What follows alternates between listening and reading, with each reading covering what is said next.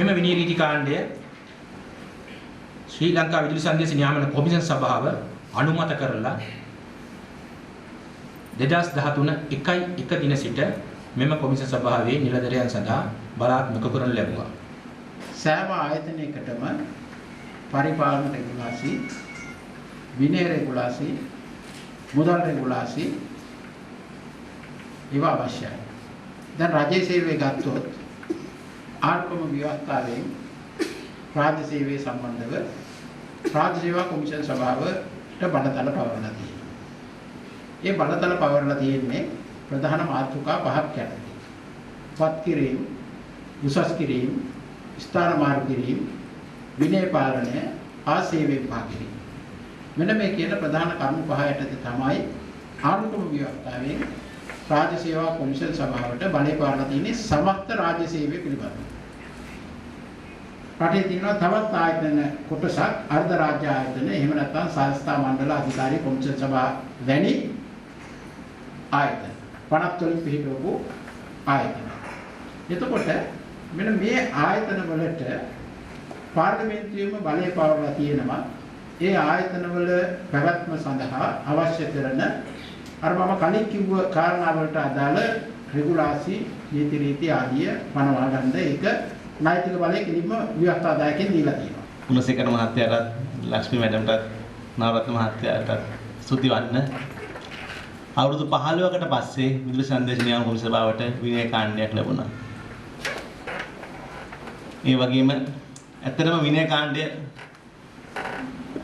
කියන්නේ තමුන්නාන්සේලා තලාපෙලා තමුන්නාන්සේලාගේ රැකියාවට නැත්තම් කරන කාර්යයට බයක් ඇති කරන්න තියෙන මුගුරක් නෙමෙයි. ඇත්තටම තමුන්නාන්සේලාට මාර්ගෝපදේශකයක් මේ. තමුන්නාන්සේලා කොහෙද යන්නේ, මොනවද කරන්නේ, අපිට තියෙන බලතල මොකක්ද, අපි මොන ඉරියද යා යුත්තේ. ඒ බොහෝම පැහැදිලිව තියෙනවා. ඉතින් මේක වගකීමක් නැත්නම් බයක් කරලා ගන්න එපා. මම හිතන්නේ මීට අවුරුදු 18කට විතර ඉස්සෙල්ලා විනය කාණ්ඩය සකස් කරන කාලේ දැනට පාවිච්චි කරන විනය කාණ්ඩය ගුණසේකර මහත්මයාත්, නවරත්න මහත්මයාත්, මමත්, බෙන්ඩෙක් සිල්වා මහත්මයා ඇතුළු කීප දෙනෙක් තමයි දැනට පාවිච්චි කරන විනය කාණ්ඩය හැදුවේ. මම මේ විනය කාණ්ඩය හදපු කමිටුවේ ලේකම්වරයා. පසු කාලේ මට ලක්ෂ්මී මැඩම්ගේ අනුග්‍රහය ලැබුණා රාජ්‍ය සේවා කොමිෂන් සභාවට හදපු විනය කාණ්ඩයත් ඒ වගේම ආයතන පරිපාලන ව්‍යවස්ථාවත් ඒ දෙකේම සමාජිකයෙක් වෙන්න. ඒ පිළිබඳව තිබ්බ මගේ දැනුමත් රාජ්‍ය පරිපාලනයේ රස්සාවේ ස්වභාවය අනුවම ජනමාධ්‍යයට අවුරුදු 6ක් කොට වුණා. විදුලි සංදේශ දැන් අවුරුදු 3ක් කොට වුණා. ඒ සියල්ලම වියකී ගිහිල්ලා. නමුත් මේ අවසාන කාලෙදි මේ සංග්‍රහය සකස් කරනකොට ගුණසේකර මහත්තයා ලිව මූලික කෙටුම්පත සකස් කරන කමිටුවේ ලක්ෂ්මී මැතිණියත් නවරත්න මහත්තයාත් එක්ක වාඩි වෙලා චුට්ටක් මගේ දැනුමත් අලුත් කරගන්න අවස්ථාව ලැබුණා. ඒ හින්දා මේ විනය කාණ්ඩය ගැන හෝ ඉදිරියට නිකුත් කරන මුදල් රෙගුලාසි හෝ පරිපාලන නීති රීති ගැන කිසිවෙකුත් බය විය යුතු, කම්පා විය යුතු නැහැ. අපි හැමදෙස්සෙම තීරණයක් ගන්න ඉස්සෙල්ලා කල්පනා කරනවා ගොඩාක් දේවල්.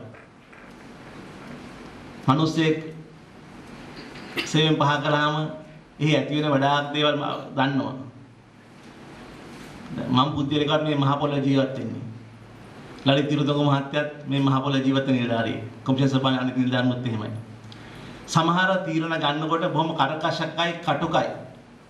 සමහර වැරදි වලට සේවයෙන් පහ කිරීම හැර වෙන දඬුවම් නැහැ. සයම් අංශයක ප්‍රධානියෙක් මා විසින් බරපතල වැරද්දක් හෝ සුළු වැරද්දක් කළොත් මට දැන් දඬුවමට වඩා අඩු දඬුවමක් තමයි ඒක ලිපිකරුවෙක් කළොත් නැත්නම් කාර්යාලයක සහායකයෙක් කළොත් දී යුත්තේ.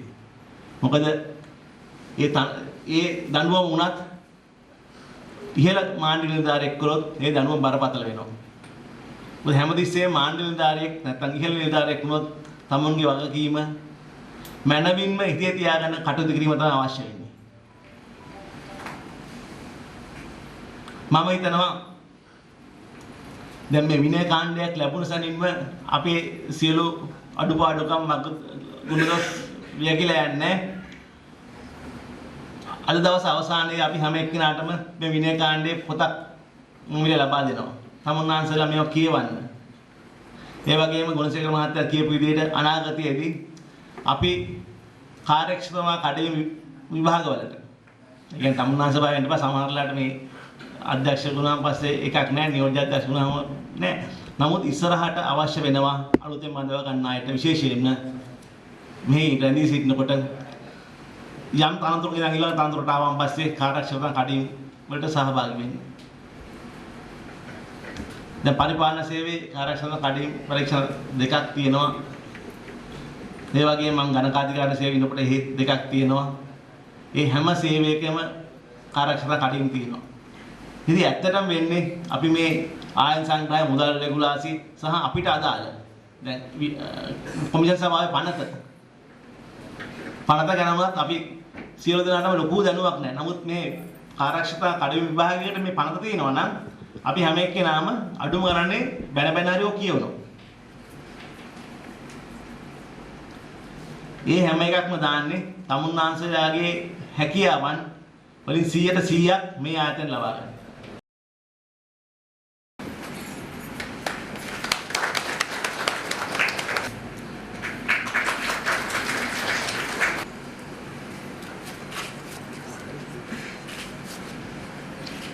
නියෝජ්‍ය මහත්මයාට අධ්‍යක්ෂ උද්ඝාටන සංග්‍රහයක් ඇස්ති කරලා දිනවා.